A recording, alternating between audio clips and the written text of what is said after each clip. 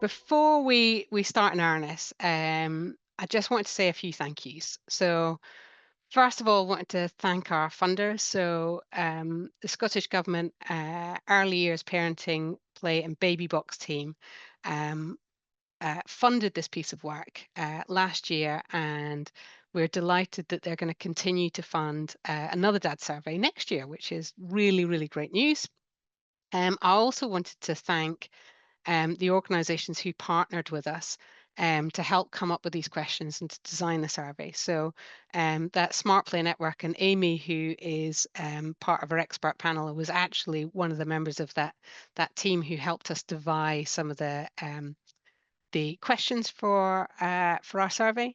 The Scottish Book Trust, who we also work in quite close partnership with, Helena Barrett Duncan, who used to work with the Scottish Book Trust, was a real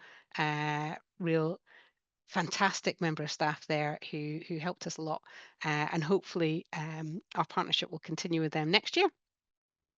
And also Amy from Parenting Across Scotland, she wanted to find out about the UNCRC, and we added in a question about that as well, which is fantastic. So we had all these partners who helped us develop the dad survey.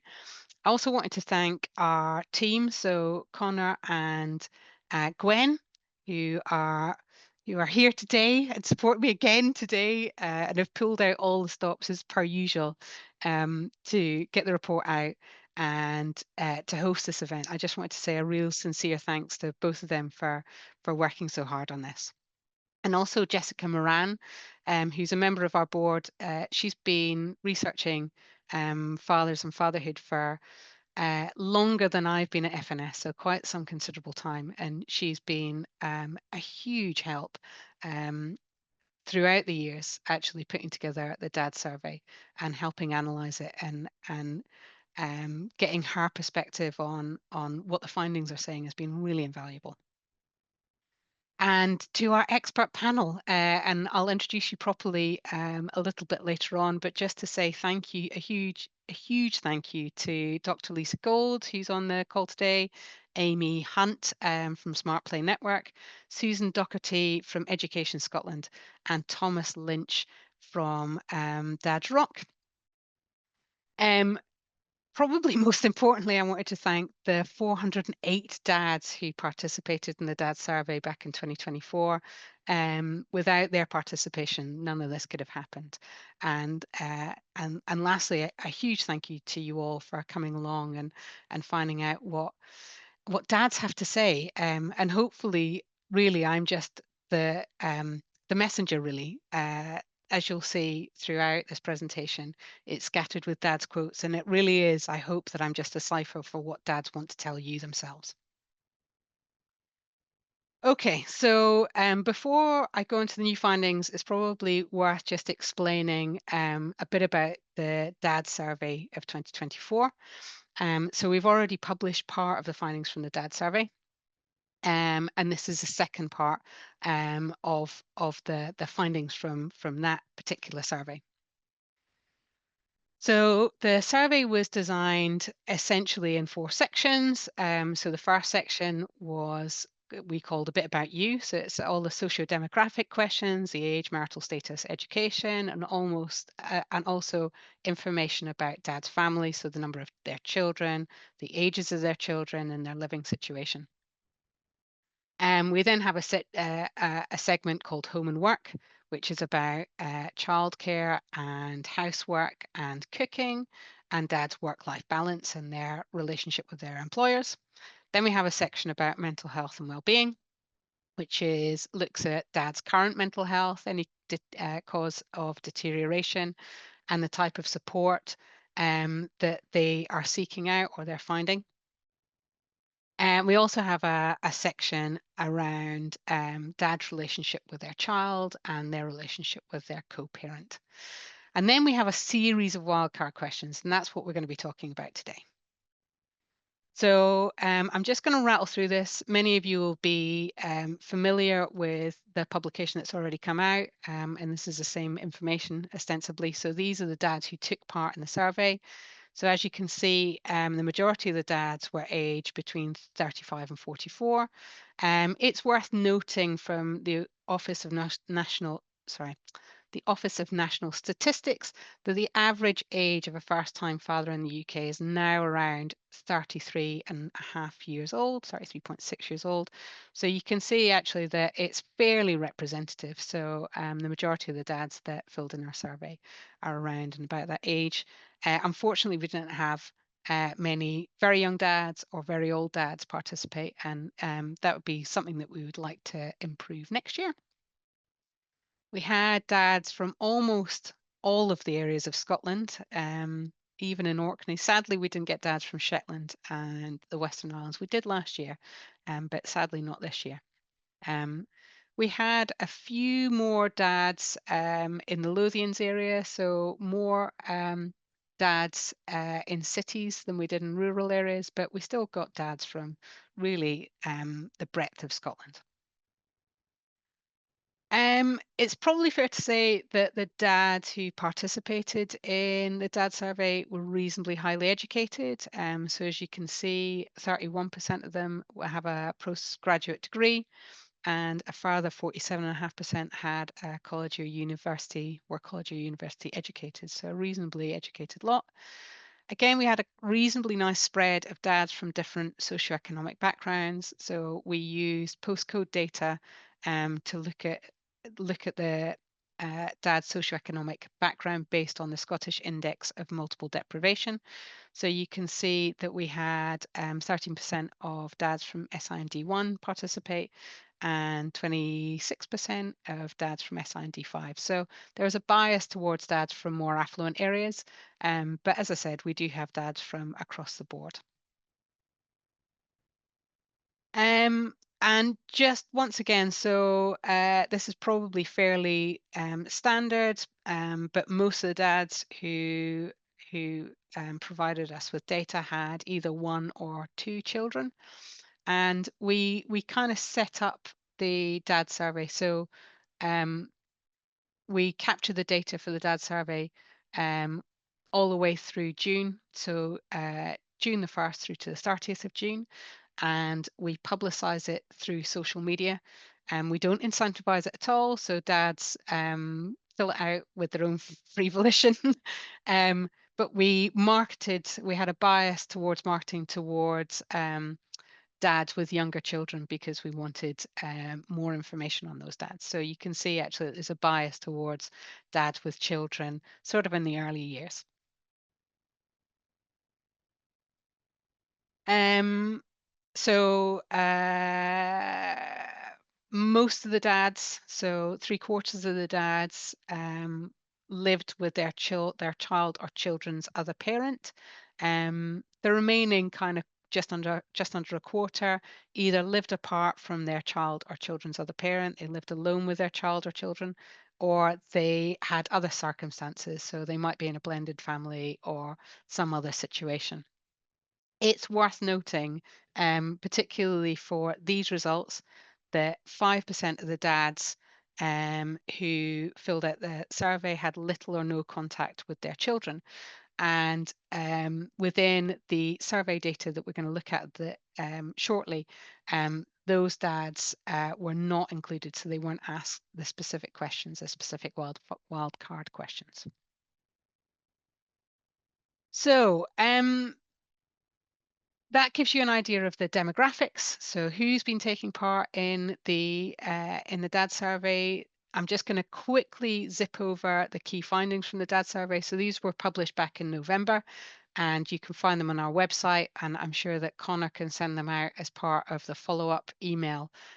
So you've got a copy of them, but I'm just going to briefly go over them. So first of all, we found out that many more dads are struggling to balance work and family life, particularly new dads and dads on the edge of poverty in the pressured middle. So what we're finding is that dads, particularly in SIMD2 and SIMD3, were really struggling, along with dads who had children in infancy and early childhood. So that kind of 0 through to 2 or 3, those dads are really struggling.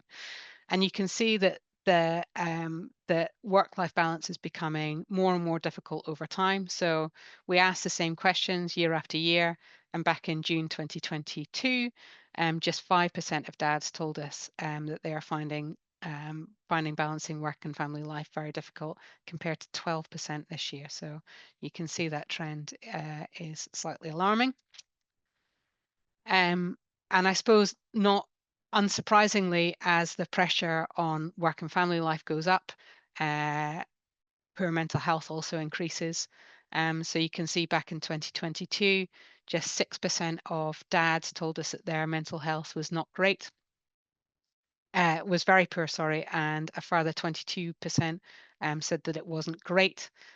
This year, 10% said that their mental health was very poor, and a further 38% said that it wasn't great. So that's almost half of all the dads that we surveyed were telling us that their mental health wasn't great or very poor, which is really scary, actually.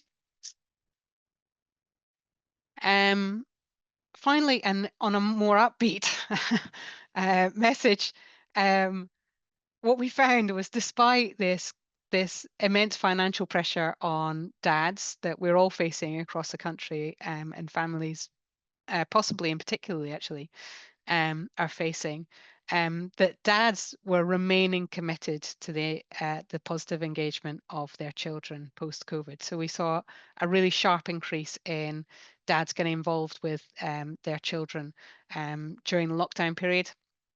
And post COVID, cynically, certainly, I always thought that increase was going to diminish back to pre-COVID levels, and we're just not seeing that, actually, which is fantastic news. And this is a graph that shows it. So we ask dads every year, how many hours per week do you spend playing with your children or supporting their learning needs? And they can choose less than an hour, 1 to 10 hours, 10 to 25 hours, or more than 25 hours. And you can see on the right-hand side, the bright red column is this year's column. So that is at a high of 40% of all the dads that we surveyed, which is fantastic.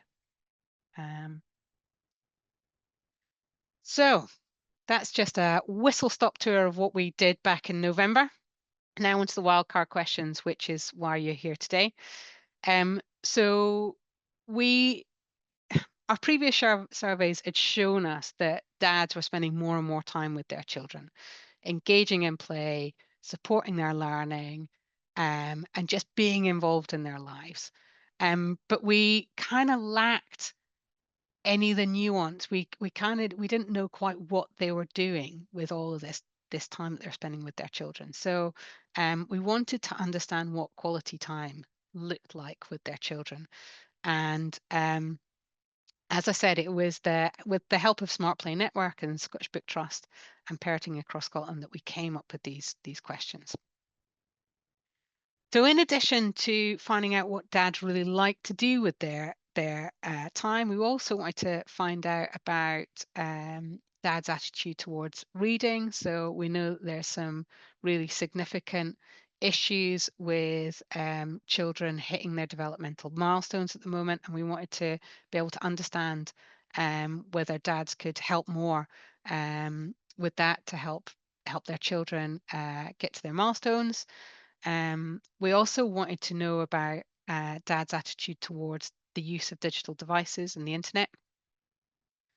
Crucially, we wanted to understand about dad's experience of getting involved with activities in the community with their children, and also connecting with other parents. So we know that it can be an issue for dad, but we wanted to get a sort of framework, understand what dads were feeling like right now. So as a number of dads swells that are involved in positive caregiving, were they feeling the same way as they'd done previously?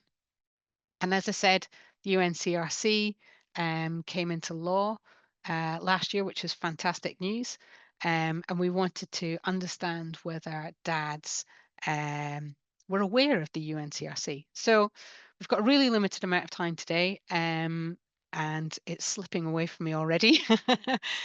So I'm probably not going to be able to get through all of this in one go, but hopefully the dad's report, if I'm not picking up on any of these bits, the dad's report will certainly will fill in those gaps and provide you with the answers. So without more of ado, this is the section about quality time with dads. So it seems like a really simple, these two questions. What is your favorite way of spending time with your children? And what do you think is your children's favorite way of spending time with you? Seem really simple. And they are really simple, but it took us a very, very long time to come up with these two questions. We were trying to be very complicated about, oh, well, how could we segment all these, different types of activities that dads could or couldn't do with their children? But we realized with such a broad range of dads with children aged 0 to 18 years, actually it was impossible. So it was a very simple question, and then took an awful lot of analysis to try and understand what all the data that they came back with meant. And interestingly, actually, we've segmented it into two kind of areas, as you'll see as we go through this. Around dads within the home environment and dads outside of the home environment within the community. And actually, it very closely resembles the Scottish Government play strategy, and it certainly wasn't by intent. But it's interesting that we've kind of come to the same way of segmenting these different types of activity across a really broad range of age. So the first finding really is that dads really love playing with their kids, and it seems that kids really love playing with their dads. So we asked, what's your favorite way of spending time with your children? And of all of the 408 dads that participated in the dad survey, 336 responded. Now, those dads listed a total of 756 activities. Now, obviously, there's an awful lot of overlap there. So lots of dads like swimming and lots of dads like playing and all this kind of thing. But there is a total of 756 activities, and the average number of activities per dad was about 2.25. Now, 44% of dads mentioned the word play or playing within their response explicitly, which is fantastic. So almost half of dads mentioned it explicitly, but obviously lots of the activities that they talked about also describe playful activities or activities that certainly could be playful. Now, we also looked at peak playfulness, and you can see in the graph on this slide that happens definitely between 1 and 5 years old, and there's kind of curves to that. So dads quite like playing with babies, and they quite like playing with 6 to 8 year olds, but that kind of peak play is during the early years, and it drops off quite sharply actually. So the number of times that they're mentioning play drops off quite sharply after 8 years old. And I've put in this quote from Anna Macken, which is really interesting, and it's worth saying. Sorry, before I get onto that the number of times that play and playing were mentioned when we asked the question, "What do you think your child's favorite way of spending time with you?" It was almost identical. So in my mind, it's like dads and kids just love playing equally together. And it kind of reinforces Dr. Anna Macken, who's talked or talked and written extensively on fatherhood, says that dad and child get peaks in neurobiological rewards from playing together, while mum and child get their hit from nurturing. Pardon me. Hence, kids have a tendency to seek dad out for play and run to mum for a reassuring hug. And I think that the survey kind of bears this out in a way that both dads and children love playing together. So the other key finding from this question is that dads absolutely love being outdoors with their children. They really, really do. So as you can see, 73% of dads mentioned an activity outdoors versus 48% who mentioned indoor activities. And as you can see, um, interestingly, I haven't put the slide up on, or the graph showing this is in the report, around children of different ages. So as you can imagine, children who are under one, so dads who have a children under one, um, prefer outdoor activity less, but actually they still prefer outdoor activity. They still prefer um, being outdoors with their little one, even at that age. So if there's a 4% difference with children under one, but it grows to 38% difference when children are hitting 3 to 5 years old. So there's a real insatiable appetite for dads across all ages to get out. And it was lovely looking at all of the responses to this, because what it became really obvious to me is that dads like really, really simple things. They don't have to be low cost. They don't have to be expensive. They don't have to be fancy. They can be really, really simple things. So, this fast grouping local trips. These are trips to the local play parks. This is what dads are saying that their favorite way of spending time with their kids is. They like they like walking their dog with their child. They like going to the park. They like going for a little wander in their local woods. It's just really simple trips out of the house in their local area. That's what they love doing. Now, some dads are a little bit more adventurous and like to go a little bit somewhere new. So, as this dad said, I like to visit new places and explore together. Even taking a bus or a train into a different town is a great day out of planned. So, those kind of little mini adventures. 1 in 5 of the dads said that they love doing that. Um, and yeah, as I said, their dads prefer the simpler things. We developed these questions thinking, I wonder how many dads actually prefer paid for activities to activities that cost an awful lot of money. And it was surprising low. So only 16% of dads mentioned activities that you'd have to pay for, which really astonished me actually. And what's even more incredible than that is that half of that number, so around 8% of that number, talked about going swimming with their kids. So those paid for activities were actually going to the swimming pool. So it's a really small percentage of dads that talked about even going to the zoo or going to a local castle or whatever it is where you had to pay for it, or going on holiday. There's just really few of them that mentioned that. Most of them were really, really simple activities. Um, in terms of sports and active play, so stuff that wasn't collected in the rest of the data, um, we collected within this 22%. The most popular sports were swimming, with 25 dads mentioning it, cycling with 24 dads mentioning it, and then football in third place with 15 dads mentioning it. What was kind of interesting is how few dads mention socializing with friends and wider family. Just 44% of dads mentioned that.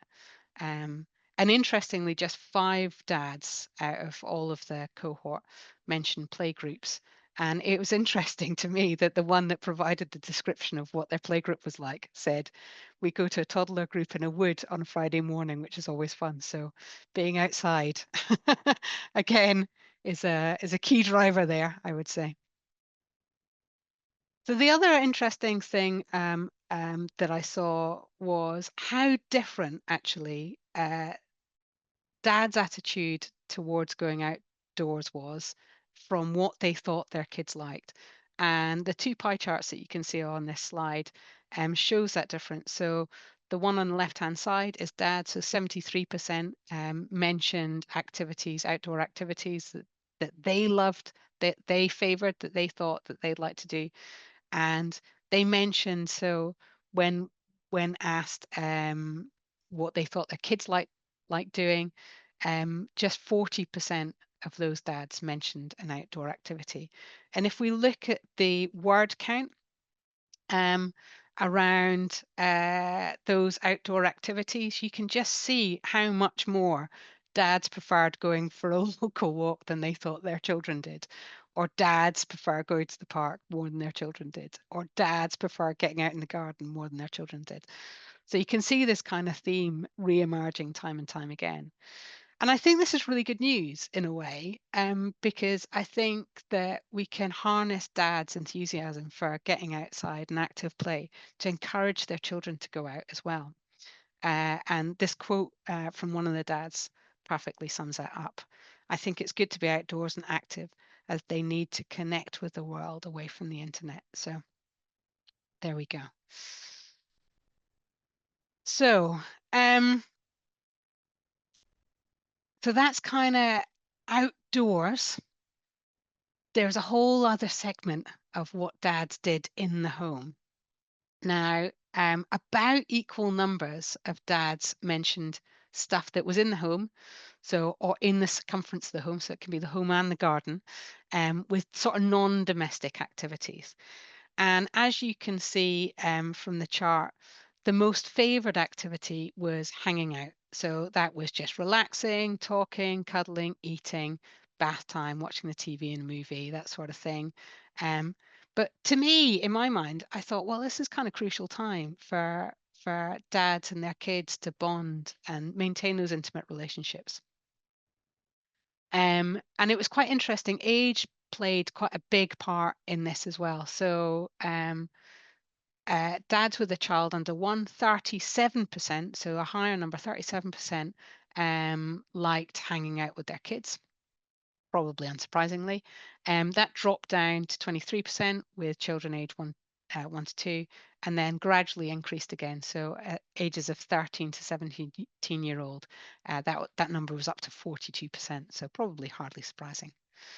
Um, the other kind of, I suppose, the other sort of surprising things that came out of this for me were that practical skills. So those are kind of archetypal, you know, thoughts of dad teaching practical skills to their kids weren't more prevalent. So it was just 8% of dads talked about passing on practical skills. And interestingly, cooking was the number one thing that they passed on. So there was cooking, 15 of the dads, gardening, 9 of the dads, and household chores was around 7. Um, Also, I was really surprised by the lack of active play at home. There's so little active play. Um, and most of those dads that were participating in active play were outside in the garden playing. There was only 14 dads who mentioned rough and tumble play, and I'll come back to this a little bit later on. Um, right. I'll try and zip through this fairly quickly. So as I said, it was quite difficult coming up with these questions and actually trying to sort through what the evidence provided us with was quite difficult. And this was quite a messy, this was kind of like a play box where all of the odds and ends got chucked, really. So toys, games, and creating as a favorite way of dads spending time with their children is a bit of a smorgasbord. But I think there's some particular qualities that we can pick out of it. First of all, obviously, there's this kind of element of dads just spending time together and bonding. But I think there's also elements of dads helping their children develop their fine motor skills and also their imagination. And as one dad said, I love following along with their games and creativity. Every time they've developed a new skill, they want to show it off. And I think that's kind of a lovely sentiment of dads, actually. There was a really significant bias towards non-digital activities. So dad's talking about board games, playing with teddies, pretending to be a dinosaur, drawing in a local cafe, that kind of thing. Only 10 dads mentioned video games. And often they would qualify that and say, well, it was a way of bonding with their children. So there doesn't seem to be a bias at all towards digital activities. Um, Learning from home. So 62 dads talked about loving helping or favoring helping their children learning at home. Of, so that could be literacy or numeracy. The vast majority of the dads, so 55 of the 62 dads, talked about that in relation to reading and storytelling. And as you can see, there is a kind of correlation. So we asked another question in relation to reading, which was we wanted to find out how many dads were read to. And what we found was that there was a correlation between the dads who are read to very often when they were children. So there's 22% who were read to very often, and their favor of reading to their children. So it seems to be that if they were read to when they were kids, they favored reading to their children as well. So 24% of the group who said that they very regularly were read to as a child then went on to really enjoy reading to their child. The other really significant finding around this is just um, when dads are reading to their kids. So only 15% of dads with newborns enjoyed reading to their children. So there's obviously a little bit of work that we can do around increasing that. Dads, the peak of their interest around reading to their kids really is between 1 and 5 years old. And then there seems to be a really sharp drop off at that point down when children start school, down to 13%, which it's a bit of a worry, I would say, and something that certainly I would suggest could be worked on. So how do we ensure that dads continue finding joy and pleasure in reading to their children once their children start school? I think is something that we should be asking ourselves. Um, so when we look at what dads say that they enjoy doing with their children against what they think that their children enjoy doing with them. Um, I think that there are certainly areas where dads certainly can teach their children, certainly around literacy learning and numeracy and around practical skills. So you can see I've outlined those. But I think that there's something that kids can teach their dads, something really valuable that kids can teach their dads. So 17% of the dads thought that their children preferred spending time on active play at home. And this was very, very often rough and tumble play. Um, and I think there's something to be learnt here. So 4% of dads mentioned rough and tumble play, that it was their favourite thing to do with their kids. 9% of dads thought that their children loved it, particularly play wrestling. I think that it can be seen as disruptive and even violent and dangerous.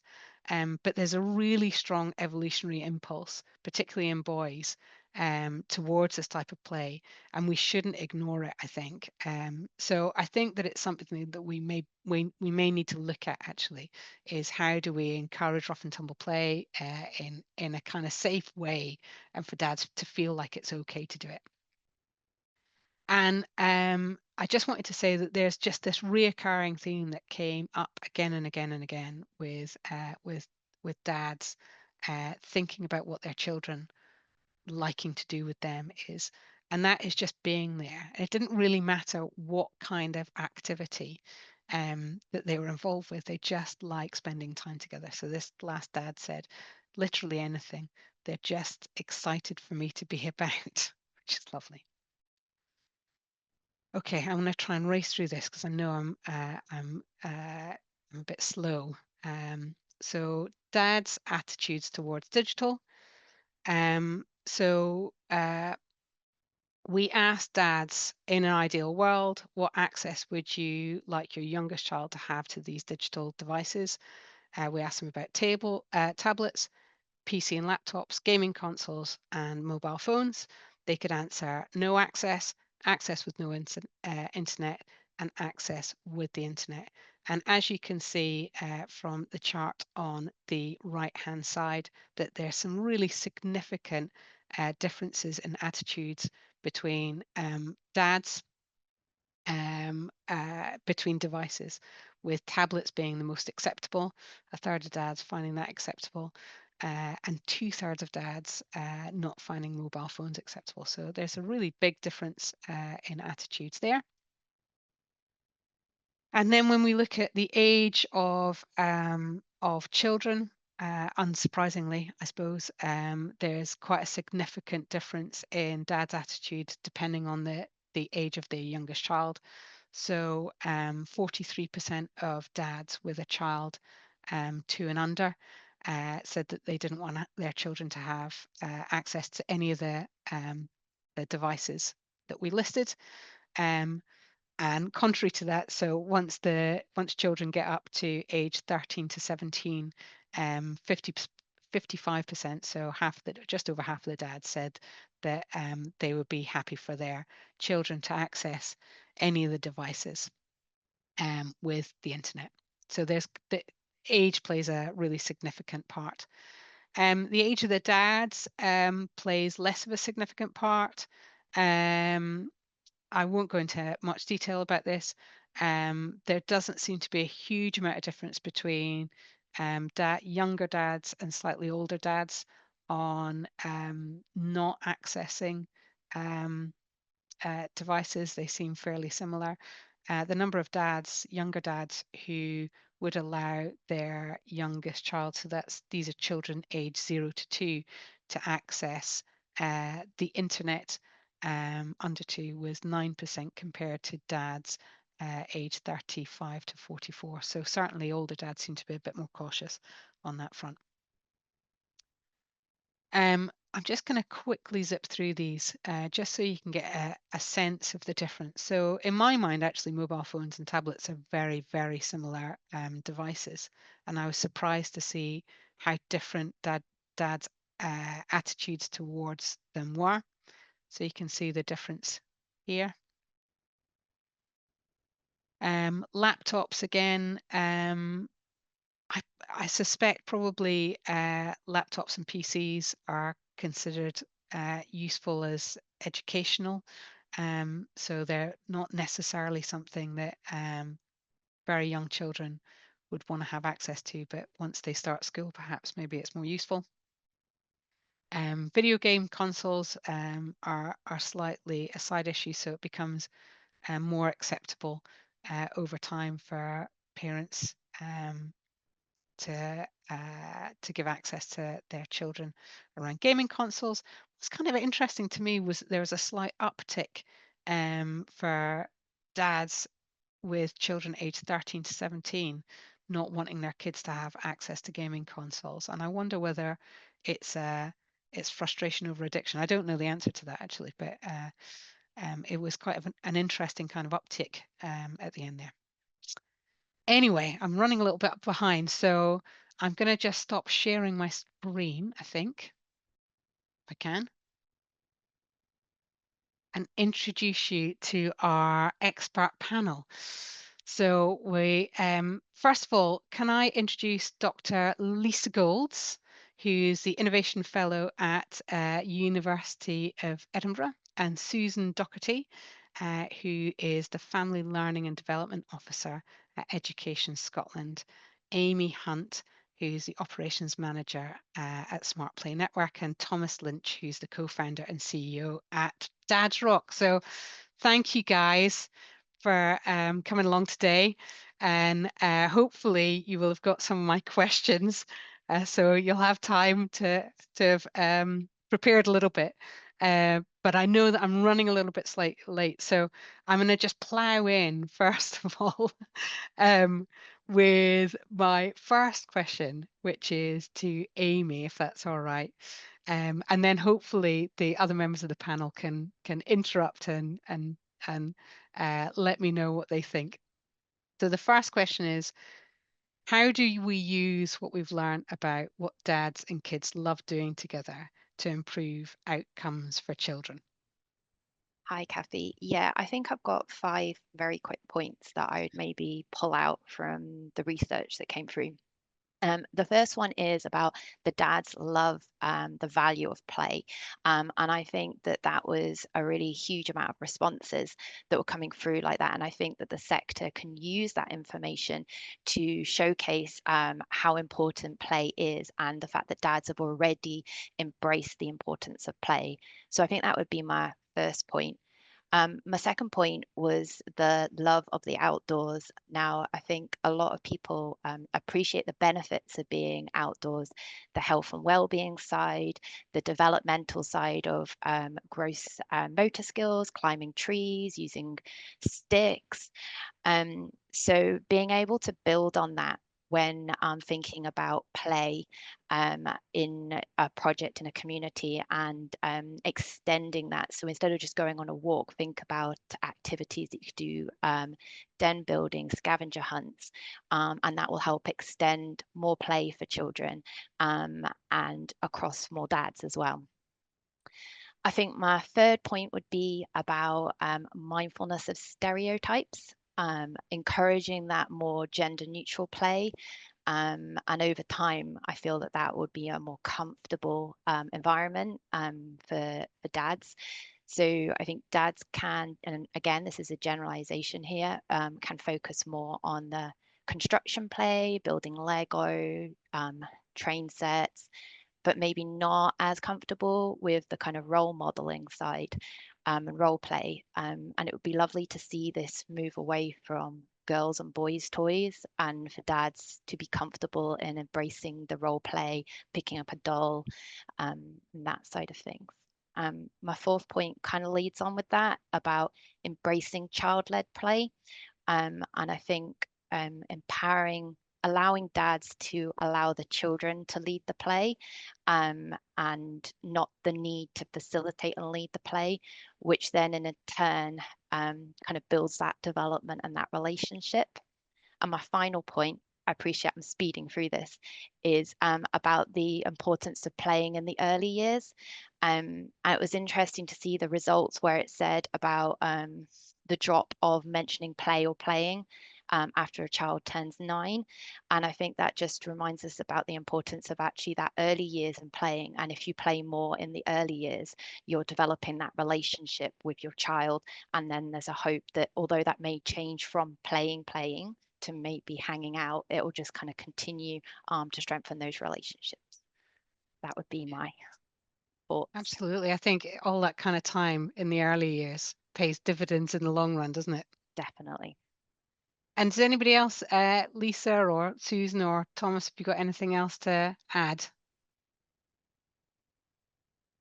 I don't think anything to add, just echo that, thinking about how we invest in high quality play outdoors and making sure that there's facilities there so that children can feel that that's an enjoyable time for them. I think, as adults, we just love getting outside. It's anything to not be in the office, I guess. But just to have that enrichment there for children as well, that, is so, so important for them. I think that's right, actually. It was kind of interesting, and it was something that Connor picked up on, and Jessica, I think, from our team, was just the number of times that facilities that were provided for by the council were mentioned in a way. It's like going to the local park, going to local woods. It's just all stuff that we take for granted, actually. And they're really valued, particularly in those early years, actually. And we should value them, particularly for that group of kids. And that even though they're really simple, they mean the world to so many people, actually. I think that's a really good point. Thanks, Lisa. So another couple of questions. Susan, what would help more dads continue loving reading to their kids once they're at school? Thanks, Kathy. Before I hopefully answer this question, I'm sure that there will be others on the panel and in the audience that might want to add anything. So just to answer your last question, I just wanted to highlight that we in Education Scotland have utilised the data from Fathers Network Scotland surveys in a number of our resources. It's really data rich and informs us at a national level on the views and behaviours of dads and the male role models in a child's life. And that allows us to make informed recommendations within our national strategic documents. So thanks for doing all that hard work for us. But to provide some guidance on how you might support dads to continue a love of reading to their child once they attend school. So a few things that I hope I can offer that might be helpful. So we very recently conducted a wee bit of a consultation with parents just to inform our Parents' Own website. And dads in particular spoke about modelling a reading behaviour with their child, which is really important for the child to see and then adopt that practice themselves. So let them see you as a dad having a love of books, comics, graphic novels, whatever your interest is in, and talk to your child about it, why you love a particular book and genre. Get excited about it, because that can be infectious for the child. And remember, reading can be part of your daily life. So reading recipes, if you cook with your child or bake together, get them to do a wee bit of research around a recipe and lead you in the conversation about it. After going to the park or the seaside, which the research indicates that dads love to do with their child, read about what you saw or look it up online. Reading can also be shared in a digital way, so not just with books and magazines. As a family, you need to choose what medium is best for you. And remember, we shout out for libraries, going to the library can be a lovely outdoor learning activity for dads and their child. So make it an adventure, choose a book together. Dads know their children the best. They, along with mum, nana, uncle, whoever is the significant adult in the child's life, that's their first educator. So just be that for them. So another thing about, just before I hand back, is routines. They're really, really important for children. So embedding a routine for bath time and then a book before bed can provide a wee foundation that dads can continue once they're at school. But finding that shared interest with your child around literature, and whatever guise that manifests, is really key. Awesome. And I'm sort of short of time, but I really do want to ask Lisa about, given the evolving capacity of children as they grow up, how can we help parents make informed choices about their children's use of digital technology? Yeah, I could talk about this all day, but I won't. What I'm going to do is stick to very much the data that you've provided here and give an example of what really stuck out to me was that we've got kind of all these dads who are being quite careful with their babies and with children under 3, that they don't want them to have access to devices. And then from 3 upwards, we see that huge shift. So between 3 and 5-year-old, 80% of dads said that they felt it was okay for children to access a device. 96% of dads over 6-year-olds are saying that it's okay for their children to access a device. But at the same time, only 14% of those parents see it as a way of spending quality time with their child. So it seems as though a lot of this access is independent time that children are having on their devices. And I think that is really where we can start to encourage more safe choices and more kind of knowledge about what's going on. Is the only way that we as adults can know what children are doing on the internet is to spend time with children on the internet, I think.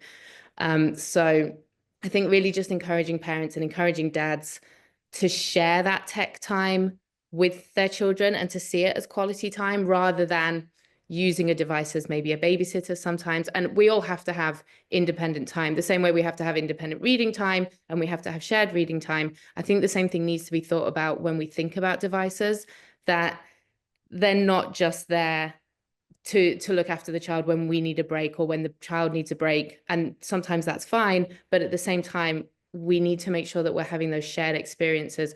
Research has shown that sharing experiences on tablets, for example, it does improve language development, whereas if a child is using that tablet by themselves, watching the same things, they don't improve their language development the same. And I think the same with kind of that emotional development. If children are used to parents being part of their device use, it doesn't feel as intrusive as they're getting older, and maybe we get a bit more concerned about the content that the children and young people are accessing. So just being a part of that device use from very, very early on, I think could make a difference when we start thinking about how we're opening up dialogue about, the content that people are accessing. That's so helpful and really useful. Thanks, Lisa. I know we'll invite you back and we'll talk more about digital, I promise. Thanks. I think I'm gonna we're really short of time and I talk too much. But I'm gonna have to crack on with the second part of the DAD survey, and then we'll come back again to the panel of experts. So I'm gonna just see whether I can share my screen again. Okay. All right. Can everybody see that? Okay. Fantastic. Okay. All right. So dads in the community.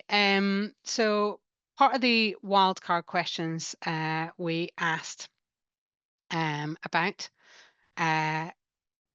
were dads in the community. Go. Not sure. I had some other notes there. So what we wanted to find out was, as the number of dads that we saw supporting childcare was going up, so the number of dads who were around for their children was going up. What we wanted to find out was whether this swell of dads supporting childcare was having any effect on their ability to get involved in their community, how comfortable they felt taking their children into community activities, and how connected they felt to other parents. So we asked them we posed these questions to them, and they were able to answer almost never, not often, sometimes, often, or almost always to those three questions. Now, for the dads who answered almost never or not often to any of those questions, we then followed up with a question asking them to tell us a bit more. So please tell us about what's put you off getting involved with your community activities and or other parents. So most of what I'm going to talk about in the next little segment is about what they told us, essentially. So in terms of how they felt able to get involved in their community and how comfortable they felt getting involved in their community, what you can see is there's kind of equal numbers of dads who felt positive and negative. So there's quite mixed experiences actually within those numbers. So, and in equal numbers talked about feeling able and comfortable, almost never and not often. And this split is reflected in the dad's response to that follow-on question, please tell us what has put you off getting involved with community activities and other parents. So the dads, we kind of categorized that information, and the split of it was kind of equal again. So these practical problems around getting involved with the community and the more kind of social and emotional issues that dads face were kind of equal. They seem to be of equal value across all the questions. Now, again, once we look at these answers in terms of the age of the child, we start to see a slightly different message or a slightly different answer coming across. So once again, it's dads with pretty young children who are least able to get involved in their community activities with their children and feel least comfortable, actually. Now, you'll see at the bottom, there's another spike of dads with children aged 13 to 17. First of all, I have to say that there's a reasonably low sample size. So there's only 33 dads within that sample size, so it's quite small. But actually, I think that it's not particularly surprising to me anyway. By the time that kids get to around 13 to 17, parents are a bit surplus to requirement most of the time, actually, apart from feeding and transportation. Kids tend to start valuing peer relationships rather than parental relationships at that stage. So it's maybe not such a surprise that dads are less involved with activities with their kids at this age. It's worth saying that probably a reasonably high proportion of the dads who filled in our survey with children aged 13 to 17, many of them had special educational needs, pardon me, or disabilities. So again, I think that might have biased this particular result, actually. Sorry, excuse me. Anyway, so when we look in a little bit more detail about why dads are less able to get involved with their children in their community, the most common answer that we had was lack of time. So just dads just saying that they had no time. This is often associated with work. And we found that the word work or working was mentioned by about 20% of dads. Often it was just simply to generate more income. But oftentimes dads talked about the pressure of work, meaning that there was a struggle to juggle. So whether that was just dads prioritizing domestic activities instead, pardon me, or one-to-one family time. And dads often also just talked about being too tired at the end of the day. Pardon me, sorry. The timing of activities was also a really significant issue for dads. And this dad put it really well. So given that young children have schedules that don't fit with the working day, it's an inherent barrier for working dads to access these opportunities. 14% of dads told us that. 15% of dads just talked about there being a lack of opportunity, a lack of activities. So this one dad's from across the board talked about this, but this one dad in particular was from a rural area. There isn't much going on in terms of local groups. Being in a rural area, most parents are also busy and live apart from each other. And I would say that there was a really good proportion of those that said that they had looked for dad-specific provision and there was none. As this one dad said, I really tried hard but found that there was very little for dads. Again, if you look at these results by the age of the dad's youngest child, you can see with children with dads with very young children, unsurprisingly really, lack of time is the biggest barrier. And with a newborn, you can that makes a huge amount of sense. Usually mum is maybe on maternity leave and dad is back at work, and they probably just want to spend time together as a family unit. But 20% did talk about there being a lack of activities, but timing of activities seems to be less of a concern. Once dads have children in the 1 to 2 age group range, then the lack of activities and the timing of activities becomes a really much more significant concern. So it's this group, I think, that we should be concentrating our efforts on to make sure that there's provision for dads and their children. And as you can see, generally, as the kids grow older, their dad's need for activities and the timing of activities becomes less of a concern. When we look in more detail about why dads feel uncomfortable getting involved in activities with their children, the most prevalent answer was around female orientation of spaces. So 14% of the dads who responded talked about female orientation. So one dad said, in our society, women are default caregivers, which doesn't leave much room for dads. Dads aren't actively excluded, merely left behind and unnecessary. And another dad said, I feel I need to be very mindful of everything I do and very respectful as a visitor to the space of mothers and children. So it's kind of quite interesting form of words, that I would say.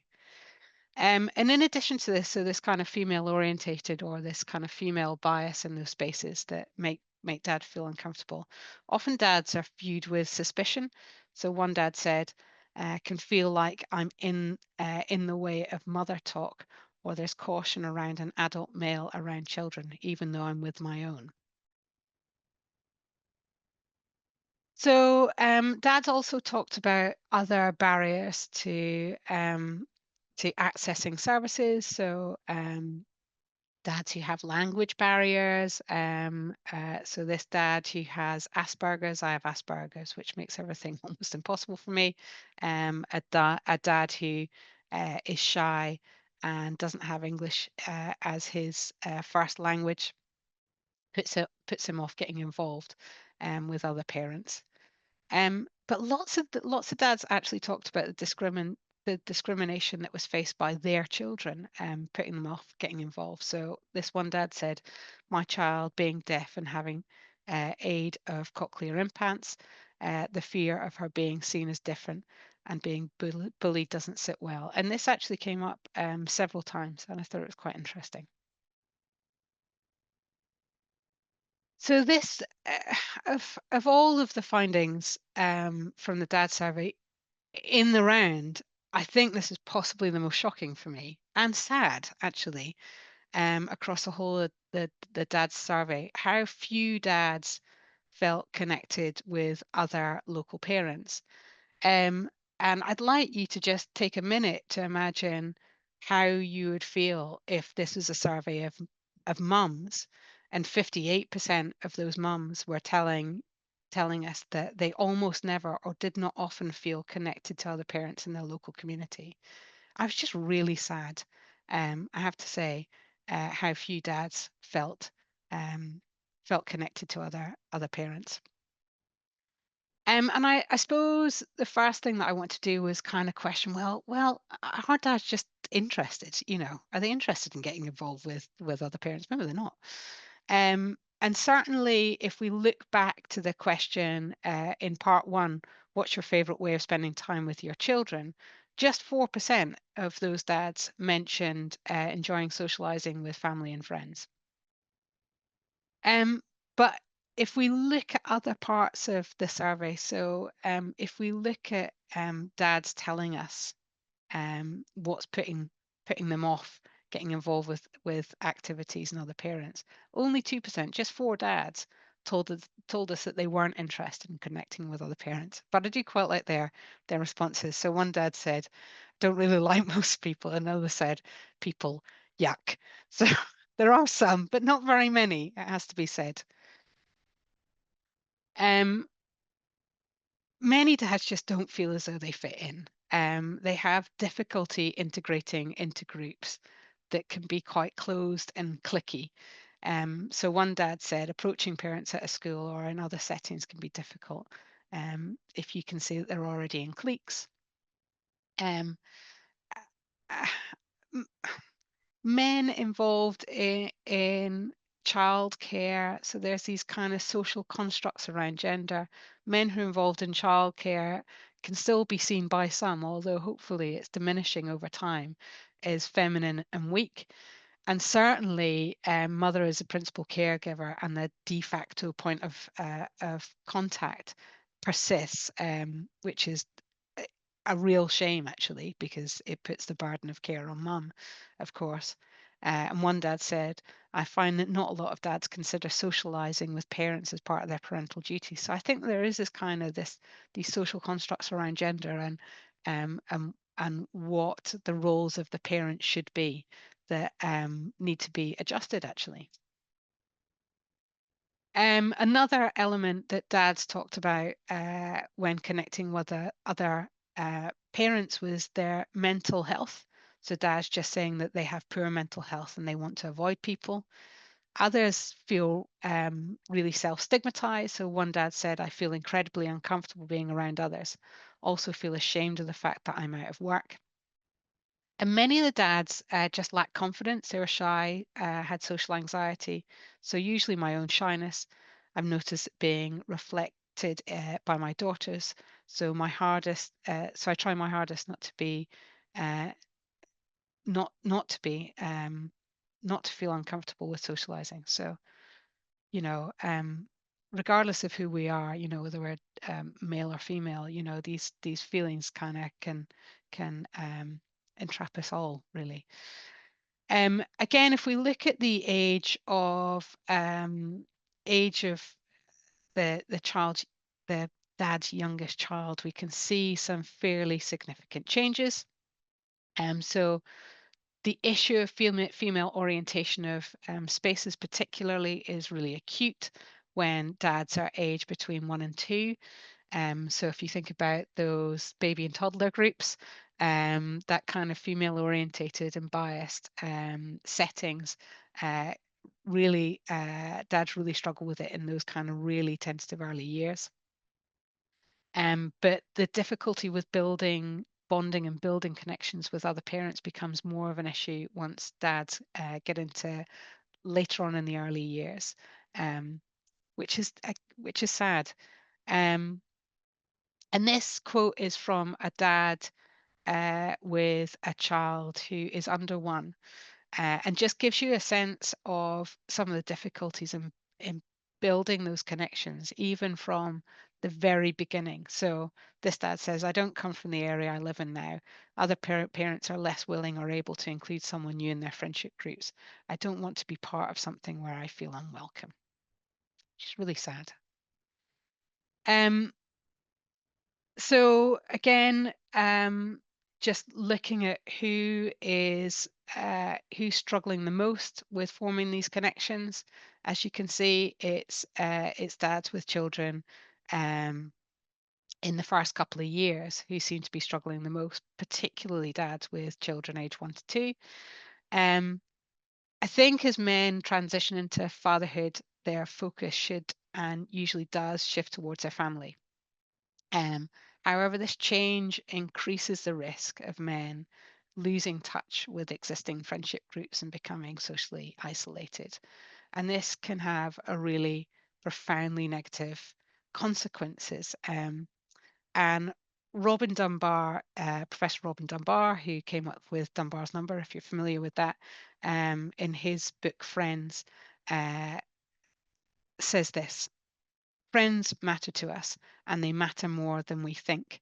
The single most surprising fact to emerge out of the medical literature over the last decade or so has been that the number and quality of friendships we have has a bigger influence on our happiness, health, and even mortality risk than anything else except giving up smoking. So socializing can improve mental health by reducing feelings of loneliness and isolation and increasing feelings of happiness and belonging. So I'm almost there.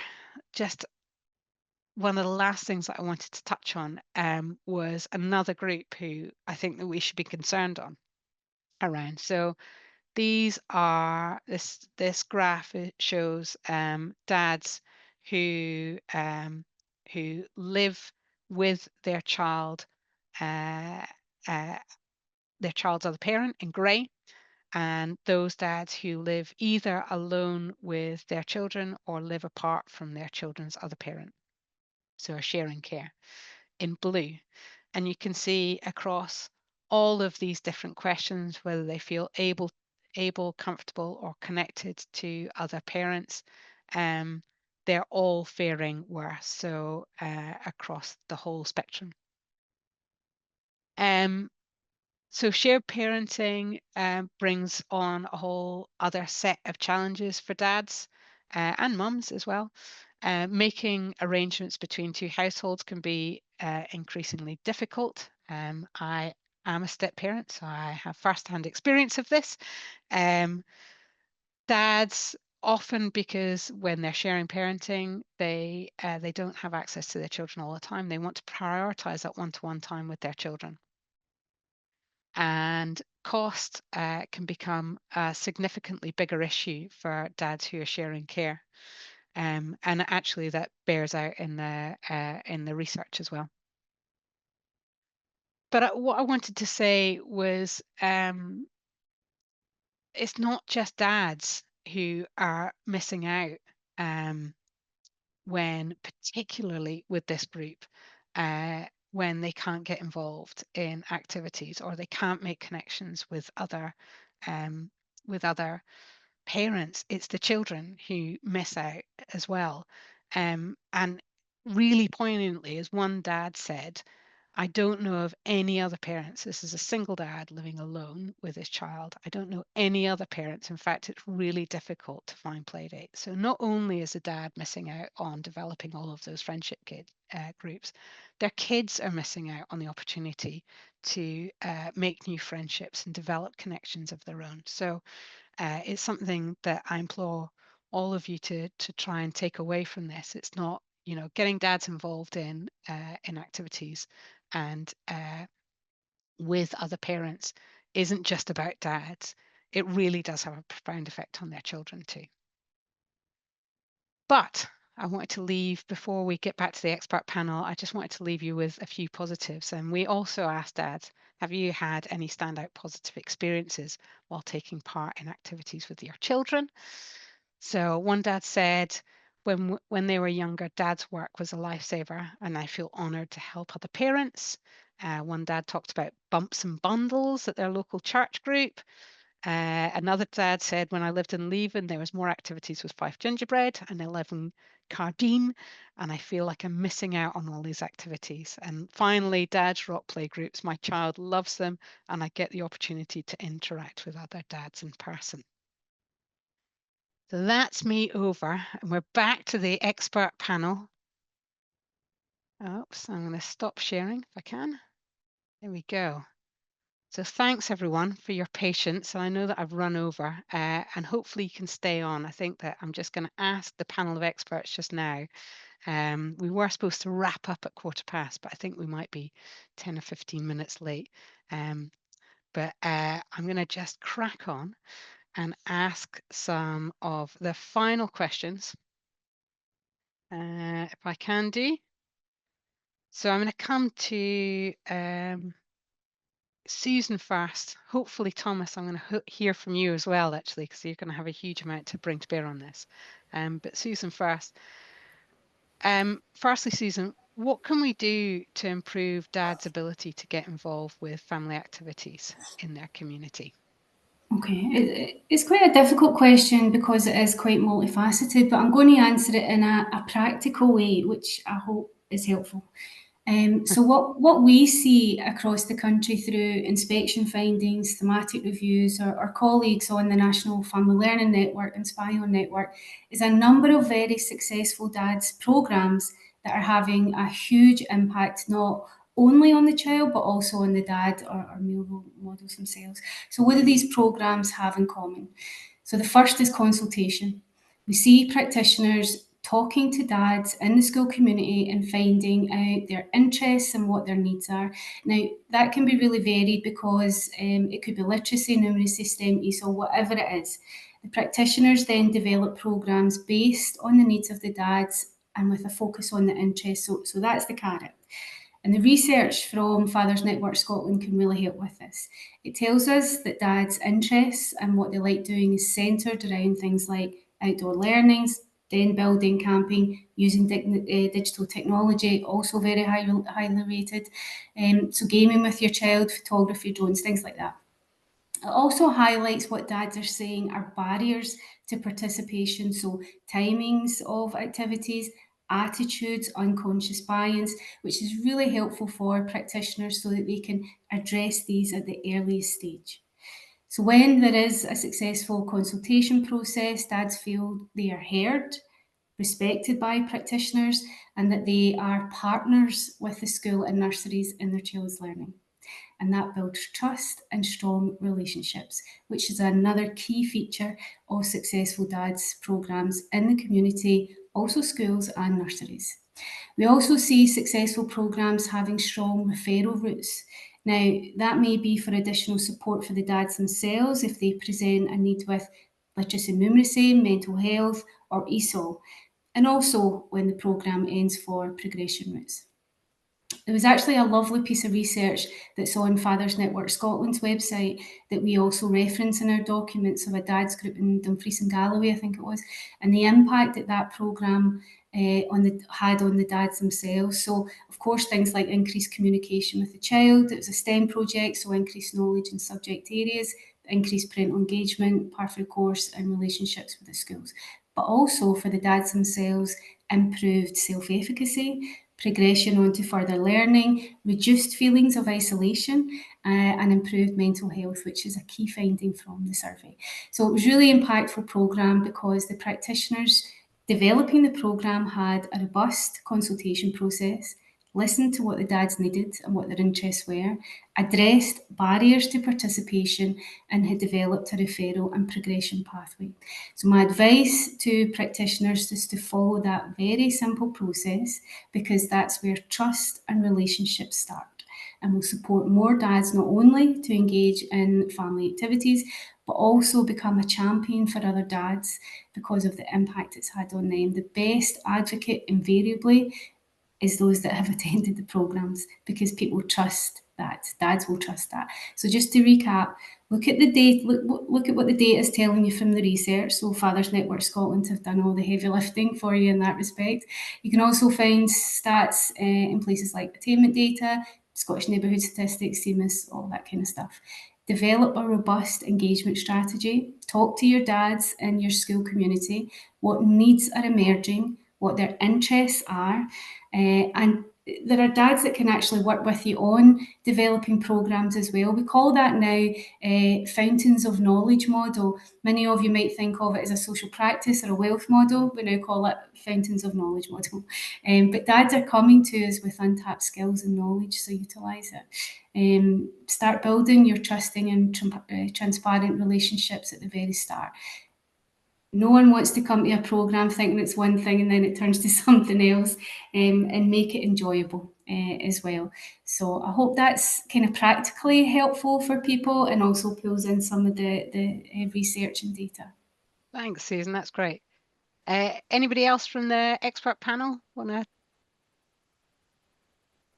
Oh, Thomas. No.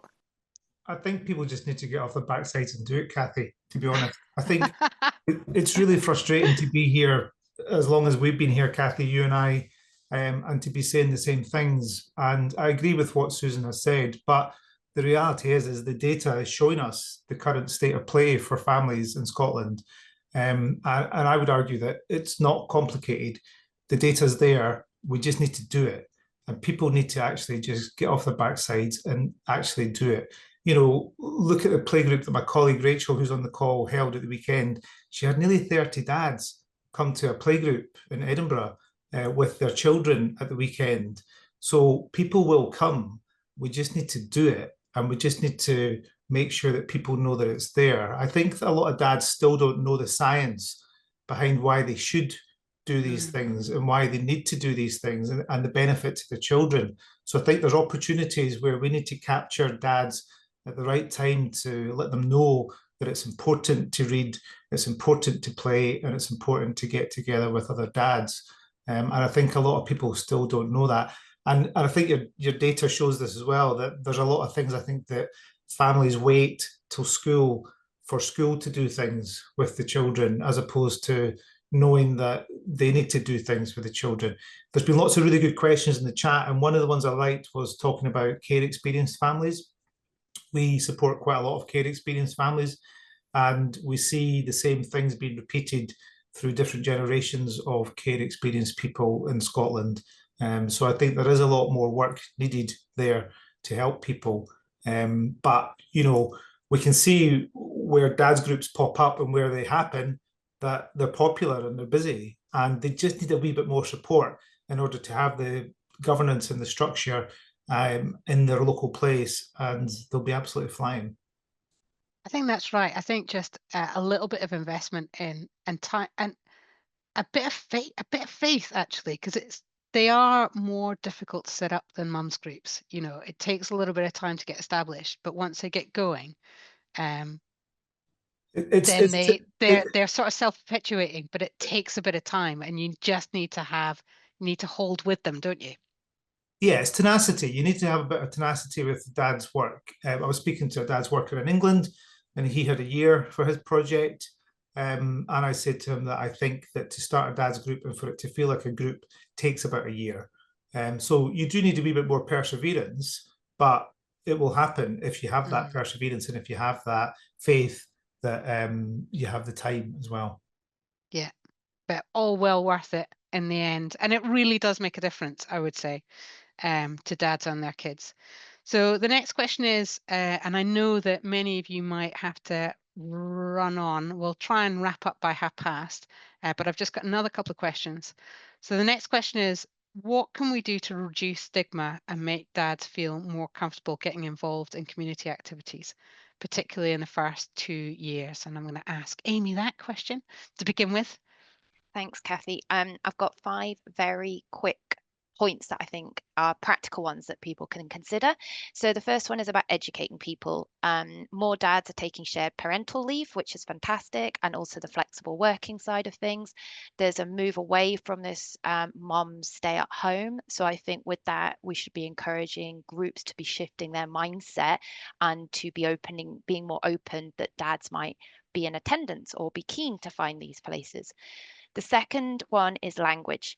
So moving away from terms like mother and toddler group or come for a cuppa in a chat, I don't think that's going to draw your dads in. So thinking about promoting family-friendly services which encourages dads to come along too. My third point is about having dads focus events. So attaching to existing kind of projects and community groups, but really targeting the dads to bring them in. And then maybe once they've attended one event, they may want to come to the wider project or community activities. My fourth point is about actively marketing to dads. And I think you touched a little bit on this in the presentation. And it's just thinking about how do you actually recruit more dads actually coming along. And I loved this post I saw on social media. And it basically said, dads, where are you? We need positive role models. So where are you? So actually about just directly going in and saying, come on, come along. So really kind of actively marketing and targeting that group. And then I suppose the last thing is about getting more male role models and volunteers in the groups. Through doing that, that will shift away from these female orientated spaces and conversations and be able to be more open for dads to kind of come. And they're quite general points, but hopefully helpful for maybe some of the groups on the call. Any of the rest of the panel got any other anything else to share, Lisa? I guess it is about finding the right niche. And I'm going to talk about something that really Thomas should be talking about. But we've talked about where the dad support groups are. And, you know, you try and set one up on Facebook and it hasn't really worked because it's for some reason doesn't click with the dads. Whereas the Dads Rock WhatsApp group, which Thomas can talk to obviously much more than I can, has been a real success. And so it's finding those spaces, I think, where dads feel like they have more, I don't know, they are more comfortable or they have more autonomy over that. And obviously Facebook wasn't for them, but for some reason the WhatsApp group was. So finding out where those spaces are and those niches are that dads feel more comfortable and where their community is. I guess it's just talking to those ones that have been successful and working. There's something about, I think going back to Susan's point, actually, there's something just about it takes time to build trust. And actually that's what it's all about. It's really, you know, we're social creatures and we like to form connections, but they need to be trusted connections. And that takes time, essentially. And just being there consistently, you know, all the things that we already know, being there consistently, and just showing up again and again and again is actually what builds trust. So, you know, I think probably drawing together all those things of creating trusted spaces, being there time and time again, you know, and also, I mean, certainly with digital technology, we know that dads lurk rather than get involved. So they'll come in and lurk and see what's going on, but they might not integrate at all. And it might be the 5th time or the 6th time or the 10th time or the 20th time that they've come and lurked in some area that they might actually post. And I think that's really important to remember with dads, is that they won't just kind of get straight in there and tell you how they're feeling. They'll pull back, they'll stop, and they'll be watching though. So, you know, it might be that the dads, if you set up a dads group, they might not come along to the 1st or the 2nd or even the 3rd time, but you know, they might pop along on the 4th time when they know it's safe. So it's a really interesting one. So my final question is possibly the trickiest. I'm going to aim it at you, Thomas. So my question is, Do you think services have a responsibility to support parents to form connections with each other? If so, how can we support dads to connect and develop new friendships, particularly as they transition into fatherhood? I mean, we're well over time, Kathy. I know. Yes. Last one. Yes is the answer to your question. As I said, I think there's a key point as men transition into fatherhood. And I think in an ideal world, I see that as a really good touch point. If there was some way of making it clear to men that as they transition, that, you know, here's a thing that you can go to, or here's something, or here's why you should, you know, take part, or here's why you need to step up. I say to a lot of dads who are going to become dads that I didn't know that I had to make friends as an adult when I became a dad. I didn't know I was going to have to be nice to people and ask for somebody to look after my child, or can I look after their child? And, you know, so I think there is an element of actually having a bit of confidence and understanding that you're going to need to make an effort. And again, I'm generalizing, but sometimes I think if you give men an opportunity to not make an effort and say that somebody else will do it, then they might take the easier route, or just not have the confidence to step up and say, I'm going to do it. So I think yes is the answer to your question. And I think that we just need to work together. We need to try different things, and we need to attack it at different angles and different points to try and understand that, to try and get the message across that dads are really important to their children.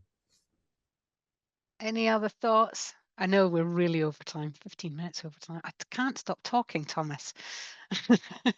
Any other points from our lovely expert panel? We'll just wrap up. Oh, sorry. I think I was Susan. just going to reiterate, I think for us, it's just about getting the message out there about the impact that dads have. So we're trying to do that by capturing case studies at the moment, but is it enough? Probably not.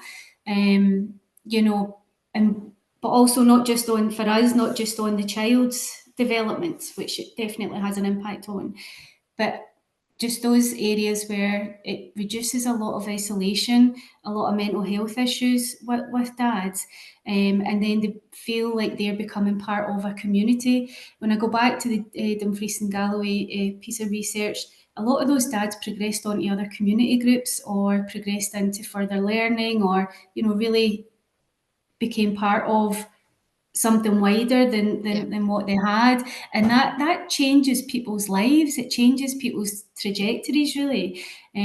So yeah, I think for us, we probably need to get the message out a bit more, and we just need probably guidance from yourselves on how to do that more effectively.